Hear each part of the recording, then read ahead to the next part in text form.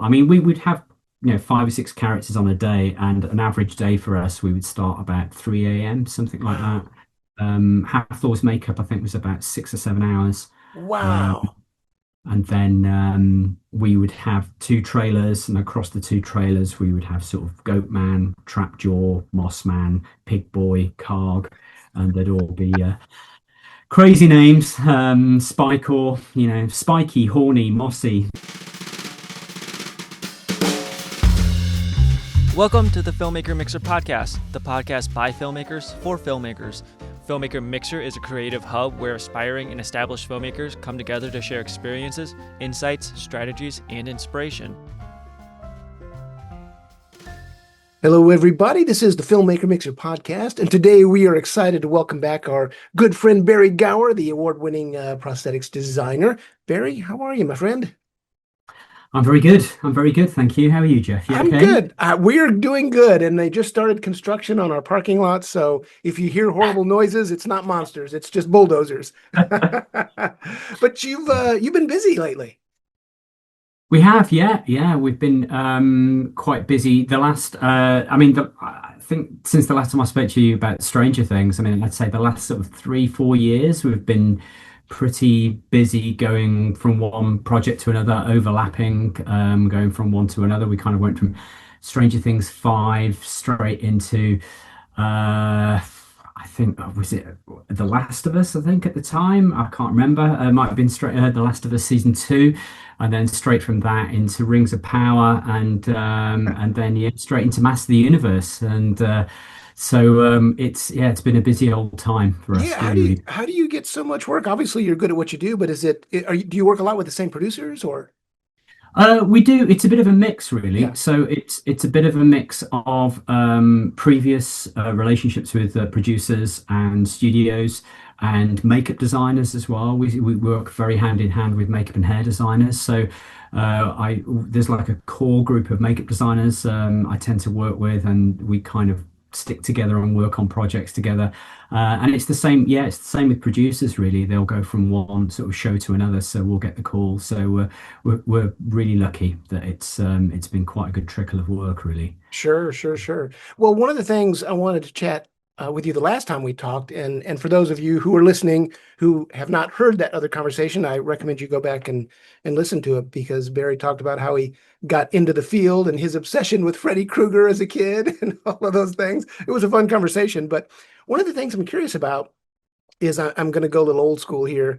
My wife thinks I'm crazy because I still listen to Jack Benny radio shows, and I just rewatched what was the 1928 silent film Lonesome the other night. So I want to go back to prosthetics and makeup. I think of Lon Chaney with Phantom of the Opera or Frankenstein. Was that Jack Pierce? Is that right?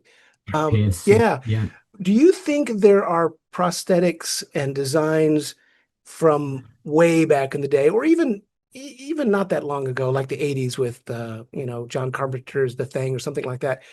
Were there moments where designs or effects changed in a way that you think affected the industry down the road? Definitely. Yeah, definitely. I mean, I think like you were saying with John Chambers, I think, the Planet of the Apes makeups were hugely iconic, in the 60s. And growing up, I loved the Planet of the Apes films and the TV series. I think, a lot of benchmark standards, I think, were probably established, I would say, late 70s, early 80s, and it was with the likes of Dick Smith, who's heavily regarded as like the godfather of prosthetics and makeup effects. And he did absolutely groundbreaking work in the 70s. He did the Exorcist and Taxi Driver, and then beautiful work going into the 80s as well. He won an Academy Award for Amadeus, but he also took on. He also kind of led the way for other aspiring prosthetic artists at the time, like Rick Baker, Rob Bottin, Steve Johnson, so many people, early 80s, who it was kind of like the rock and roll era of makeup effects, really, the golden age, early 80s. And the standards and the bar was set so high with films at the turn of that decade. Like John Carpenter's The Thing, the work that Rob Bottin did on that. But I mean, one of my favorite films, I probably mentioned this before, is American Golf in London. And the work that Rick Baker did on that was it's astonishing, and that is still the benchmark today with practical transformation makeups, and same can be said about The Howling as well with Rob Bottin's work on that. But it's I think that they established styles, they established levels, and they also created lots of different techniques as well. Again, Dick Smith, he created so many different techniques which are still tried and tested today, What, really. And it's like, I'm sorry, just I don't want to interrupt. I guess I am interrupting. When you say creative techniques, are you talking about in the finished product or in how they made the prosthetic?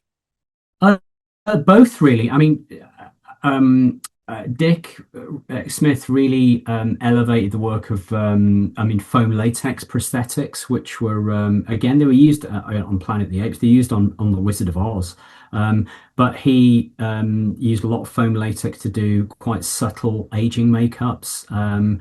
Again, he aged David Bowie on The Hunger, and they were beautiful, subtle makeups, and then quite extreme makeups, aging makeups, and the same with Dustin Hoffman as well on Little Big Man. Oh yeah, Um, that Academy Award for that, correct?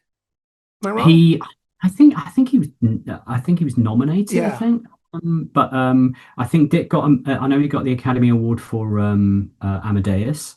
Um, but I mean, there's lots of painting techniques and materials that Dick developed as well. There's a paint called Pax Paint, which is a mix of an adhesive we use to glue on prosthetics called Prosaid, which is like an acrylic-based glue, and acrylic paint.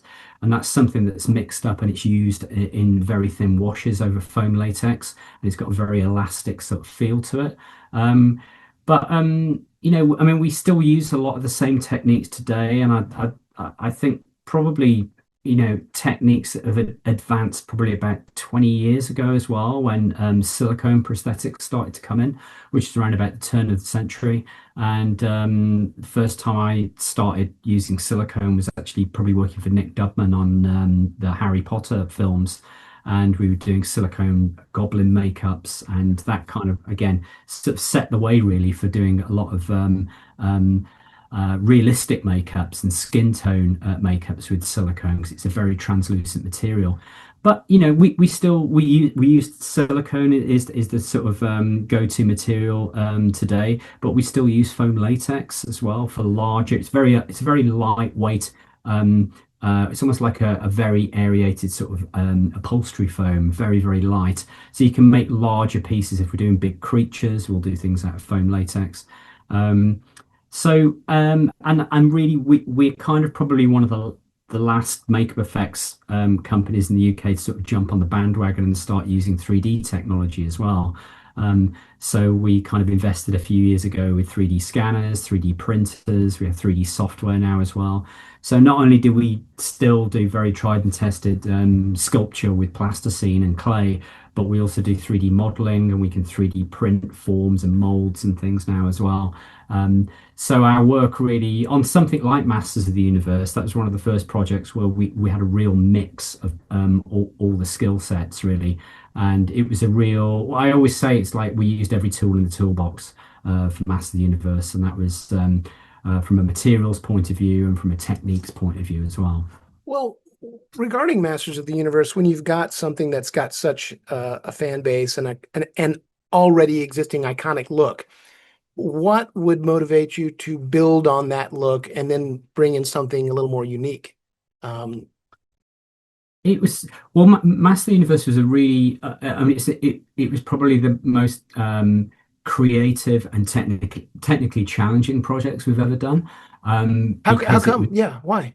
it was the scope of work really, and we had about 10 or 12 lead characters, which went from full facial head prosthetics to full body prosthetics. But they were all different types of materials. The design, it would just completely covered the spectrum, really, from kind of purple, spiky characters to green, furry, mossy characters to full body red, horny, demony sort of characters, and it was just like this incredible amount of characters with lots of different approaches we needed to take really. And I think, we worked very closely with the production designer guy Hendrix Dias, who when we first started in the art department, he created like a compendium, which was not only was it the world of Eternia and all the landscapes and the environments and all the spacecrafts and what have you, but it was all the characters as well.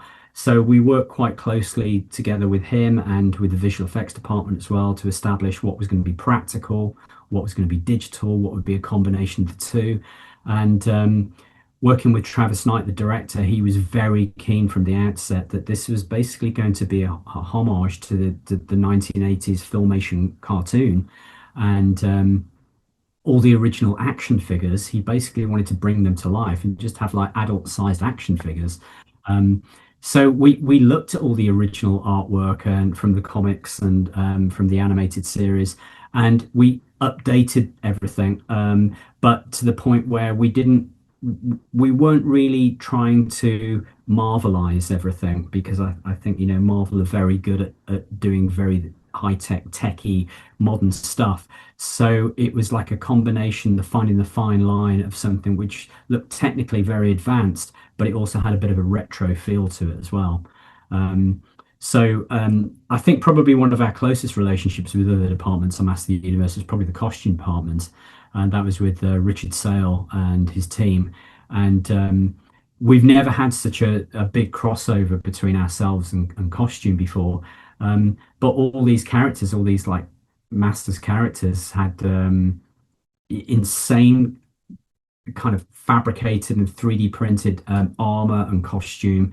And then we would go hand in hand with our prosthetics, and we'd always be talking about, where is the crossover between costume, prosthetics, what is, what can we do around wrists and elbows and various things where we might have problems with buckling or other challenges. And Richard and the team would always come to our rescue, and they were, oh, we're going to fabricate a little something here which will hide the seams here and what have you. But so it's fascinating because we had various characters which were full prosthetics. We had other characters which included a lot of body painting. We had Interesting. an Icelandic actor called Hafthor Bjornsson who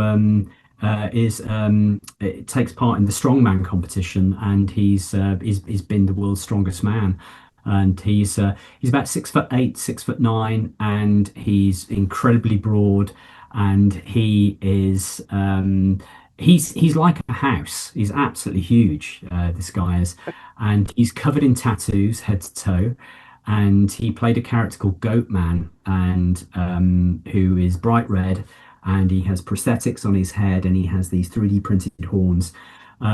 But he's pretty much red from head to toe, and we built these kind of hoof-like foam latex prosthetics to go over his feet and his ankles. And we had to paint his whole body every day. And the red makeup, the pigment for the red makeup is actually fairly translucent. So if we were just to paint Hathor with this red paint, we'd still see all his tattoos beneath. And so the first part of the process was we had a skin tone, a flesh tone opaque makeup, which we would paint his entire body with first, just to block out his tattoos. And we would use decorating rollers, like you would decorate walls, and we would basically just decorate Hathor. There'd be a team of four of us rollering this paint all over his body. And then we would go over with these red inks and completely blanket out his skin with red makeup. And then we would go in and airbrush, highlight and shadow and pull out all these muscle tones. So that itself was a huge challenge, just to do all the body painting before we And even got to the prosthetics. and you had to do that every day of shooting? Every day he shot, yeah. So I think Yeah. half shot for about 30 days. We had a team of four people, which was led by my colleague Duncan Jarman, and I mean, they would start. I mean, we would have 5 or 6 characters on a day, and an average day for us, we would start about 3 a.m., something like that. Wow. Hathor's makeup, I think, was about 6 or 7 hours. Um, Wow. And then we would have two trailers, and across the two trailers, we would have sort of Goat Man, Trapjaw, Moss Man, Pig Boy, Carg, and they'd all be crazy names. Spycore, spiky, horny, mossy. We had everybody going on. But it was a real sort of trial by error, and almost every character was prototype. We hadn't really done a lot of the techniques that we used before, so it was actually we had this character Spycore, which is played by a incredible stunt performer called James Apps. Again, James is about 6'5". Everybody was 6'5" plus, and he wore foam latex prosthetics all over his body, and he had silicone prosthetics on his head. But he's covered in spikes, and ranging from a couple of inches up to about 18 inches long. And we sculpted all the makeup, we molded everything, we molded all the spikes separately, and we were kind of developing, trying different techniques on what would we create these spikes out of. So, I mean, my biggest fear was we'd create all these spikes and James would move around and all these spikes would wobble. Oh, Um, so we tried a couple of different things, and the smaller spikes we just cast in basic slush latex, which is a very convenient material. And then the larger spikes, we discovered a flexible 3D printing filament.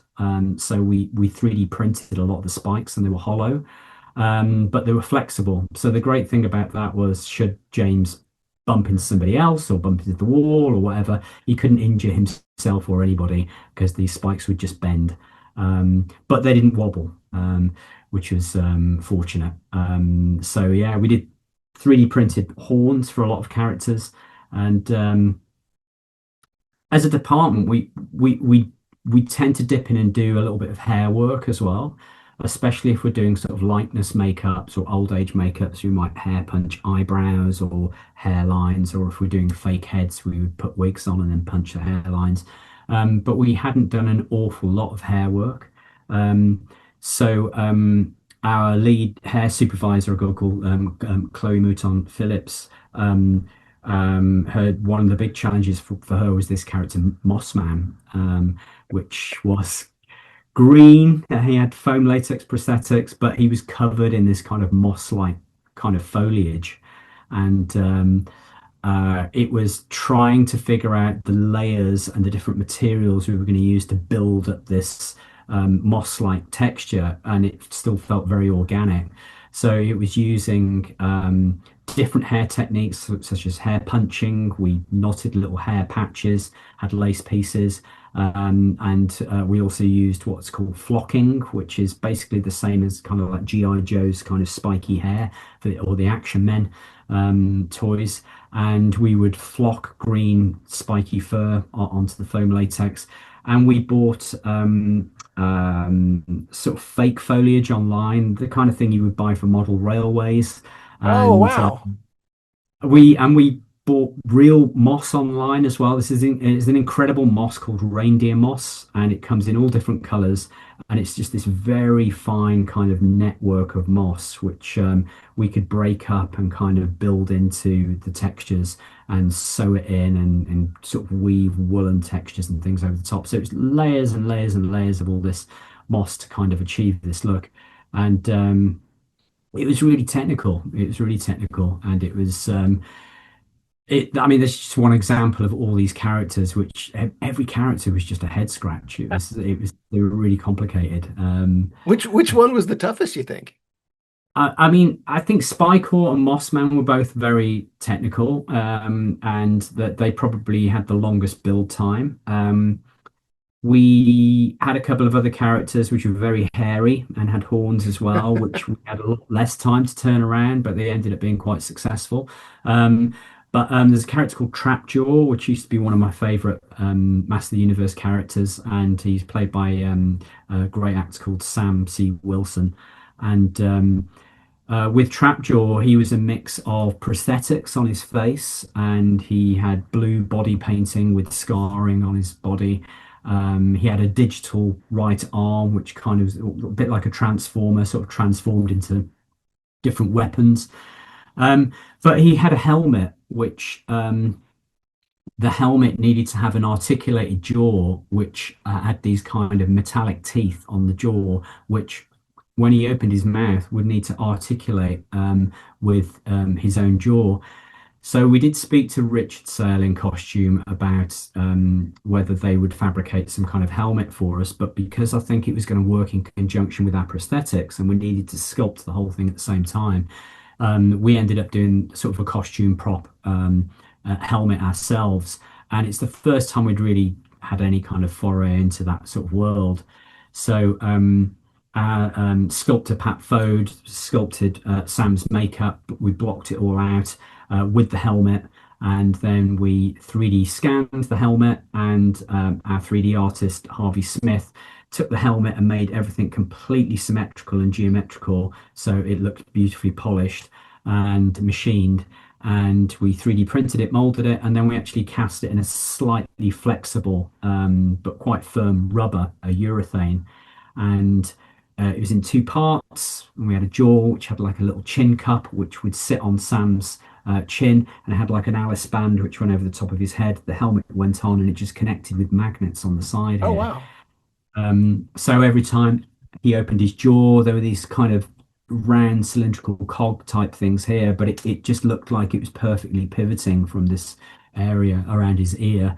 And we were able to just slop his helmet off and take his jaw off if we need. A bit like Anakin Skywalker. We could take the helmet off in between takes if need be, let him get some air.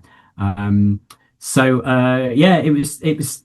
I mean that I really enjoyed doing Trapjaw. I think Trapjaw was probably he probably plays for the majority of our characters the most in the film. He's got an awful lot of lines.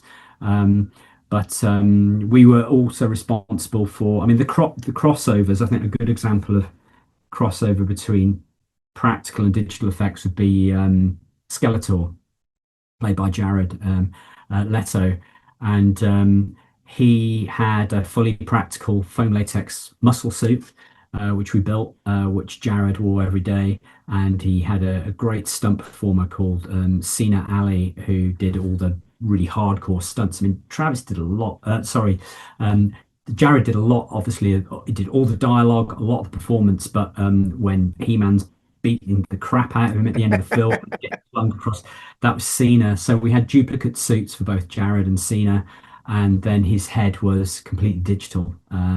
But we hand sculpted a practical skull in plasticine, scanned it, printed it, and then artworked it up. And we had a 3D printed skull on a pole, which we gave to the VFX department, and they could kind of have it on the day for color and texture Wow. reference.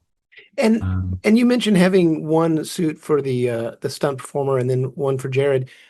Do you need multiple versions during the show as well, just if something gets damaged or? Absolutely, yeah, Wow. yeah. I think we probably had about four suits per, four for Jared, four for the stunt performer, and they were constantly being patched up throughout the shoot. Wow. Also Cena's because he was being thrown around. Um, but Well, talking about stunts, do you do things differently with the stuntman suit because of the stunts that they're going to be getting involved in? Does that change the design?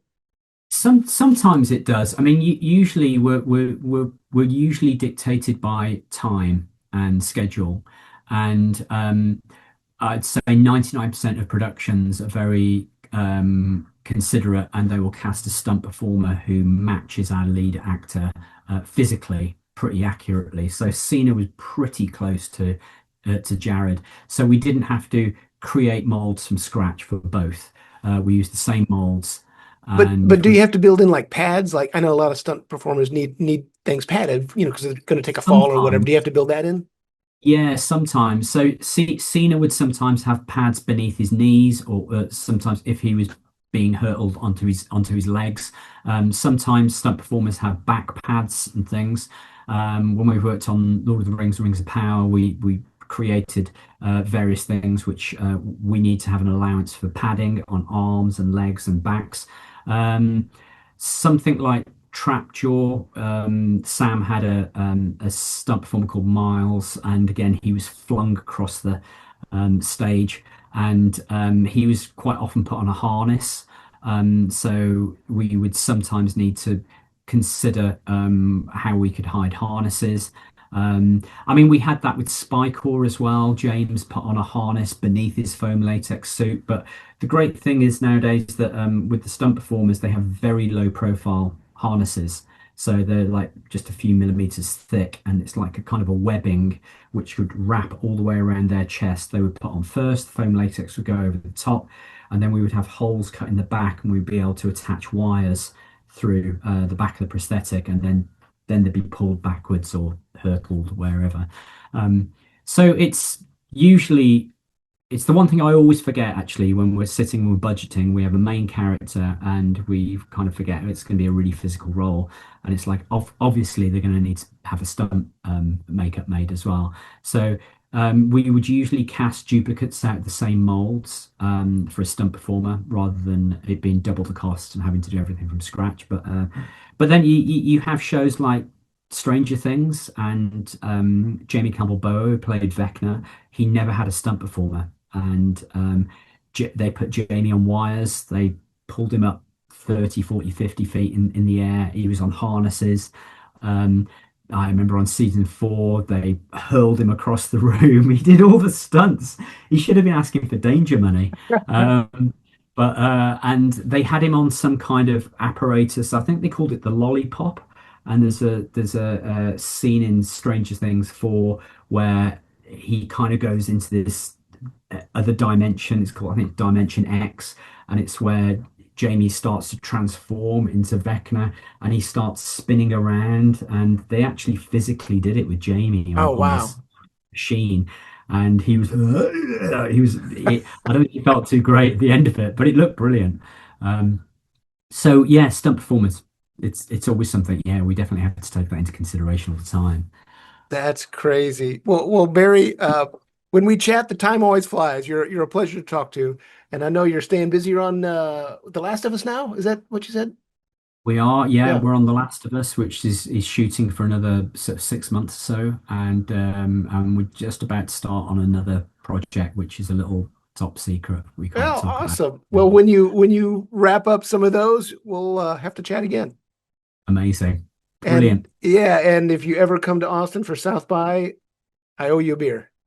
Absolutely. All right, Barrie, don't hang up. I just want to chat for a bit as always, but you take care, my friend. Thanks a lot. Thanks, Jeff.